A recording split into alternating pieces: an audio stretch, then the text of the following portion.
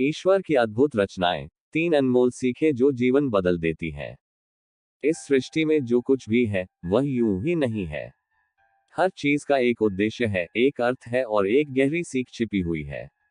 बहुत बार हम छोटी छोटी बातों को नजरअंदाज कर देते हैं, लेकिन जब हम ध्यान से सोचते हैं तो समझ में आता है कि भगवान ने हर रचना में एक गूढ़ रहस्य छिपाया है।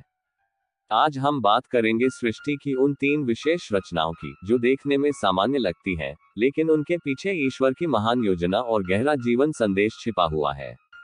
पहली रचना, अनाज में कीड़े क्यों पड़ते हैं। जब हम अनाज को देखते हैं तो अक्सर मन में ख्याल आता है, ये कीड़े क्यों लगते हैं।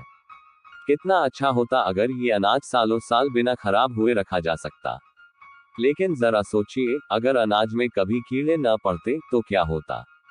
1. अनाज बन जाता धन की तरह। लोग अनाज को सोने चांदी की तरह जमा करने लगते।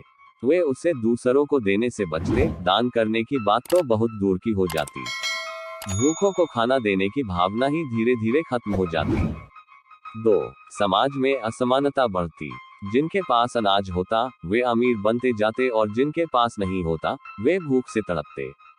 भंडारण करने की होड़ मचती और गरीबों के लिए अनाज मिलना कठिन हो जाता। 3. प्रकृति की संतुलन बिगड़ती। प्रकृति ने हर चीज को समय के साथ नष्ट होने का गुण दिया है ताकि नया जन्म ले सके।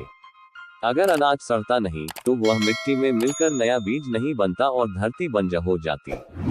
ईश्वर ने अनाज में कीड़े देकर हमें सिखाया है कि जरूरत से ज्यादा संग्रह करना सही नहीं है। चीजें उपयोग के लिए बनी हैं, संग्रह के लिए नहीं। दूसरी रचना, मृत्यु के बाद शरीर से दुर्गंध क्यों आती है। मृत्यु एक अटल सत्य है। हम सब अपने प्रियजनों को खोने से डरते हैं। लेकिन सोचिए, अगर मरने के बाद शरीर सुंदर, चमकदार और सजीव सा दिखता रहता तो क्या लोग उसे छोड़ पाते। 1. दाह संस्कार या दफन कौन करता। अगर मृत शरीर में कोई दुर्गंध न आती तो कोई भी अपने प्रियजन के शव को अंतिम संस्कार के लिए नहीं ले जाना चाहता।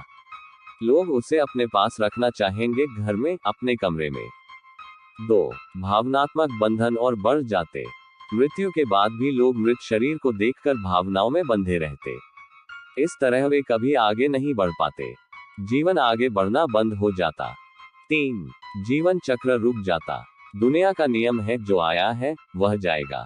शरीर का नष्ट होना, धरती में मिलना और फिर नया जीवन पनपना, ये सब प्रकृति के संतुलन को बनाए रखते हैं। अगर ये चक्र रुक जाए तो सृष्टि खुद रुक जाएगी। ईश्वर ने शरीर में दुर्गंध उत्पन्न कर यह सिखाया कि जीवन और मृत्यु एक चक्र है। जब एक अध्याय खत्म होता है तभी दूसरा शुरू हो सकता है। तीसरी रचना, दुखों के बीच रोने और फिर भुला देने की शक्ति क्यों दी। मनुष्य का जीवन सुख दुख की माला है, लेकिन ईश्वर ने इंसान को एक अनमोल वरदान दिया है, रोने की क्षमता और भूल जाने की शक्ति। ये दोनों चीजें हमारे जीवन को संतुलन में रखती हैं। 1. रोने से मन हल्का होता है। जब जीवन में कोई बड़ा दुख आता है, किसी का जाना, विश्वासघात, असफलता, तो हमारी भावनाएं बहुत भारी हो जाती है। रोने से यह भार थोड़ा हल्का होता है। ये हमारे हृदय को शांति देता है। 2. भुला देने से हम दोबारा जी पाते हैं। अगर इंसान कभी भी दुख नहीं भूल पाता तो वह आगे कैसे बढ़ता। वो हर समय उसी दर्द में डूबा रहता। न हंसी, न आशा, न भविष्य की कोई उम्मीद। वह बस अंधकार में जीता। 3. नई शुरुआत का रास्ता खुलता है। ईश्वर ने इंसान को भुलाने की शक्ति देकर उसके जीवन में आशा की एक नई किरण दी है। जैसे जैसे समय बीतता है, घाव भरते हैं और इंसान फिर से मुस्कुराना सीखता है। यही जीवन है, गिरना, रोना, उठना और फिर आगे बढ़ना। अगर यह चक्र न हो तो इंसान जीवन को जी नहीं सकता। जीवन के इन 3 रहस्यों से क्या सीख मिलती है। इन 3 रचनाओं के पीछे ईश्वर का संदेश साफ है।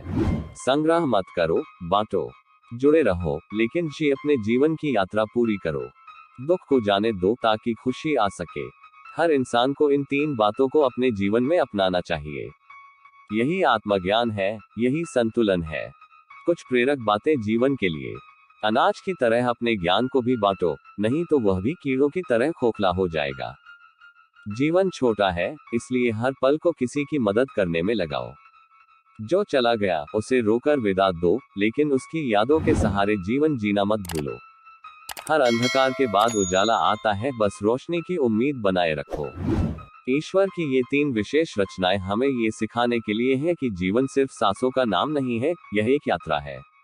एक ऐसा सफर जिसमें हर मोड़, हर दुख और हर मुस्कान के पीछे एक बड़ी सीख छिपी है। अगर हम इन सादे लेकिन गहरे संदेशों को समझ लें, तो जीवन सरल भी हो जाएगा और सार्थक भी। इसलिए आइए इस जीवन को प्रेम, समझ और दया से जिए और ईश्वर की हर रचना में छिपी उसकी बुद्धि को पहचाने।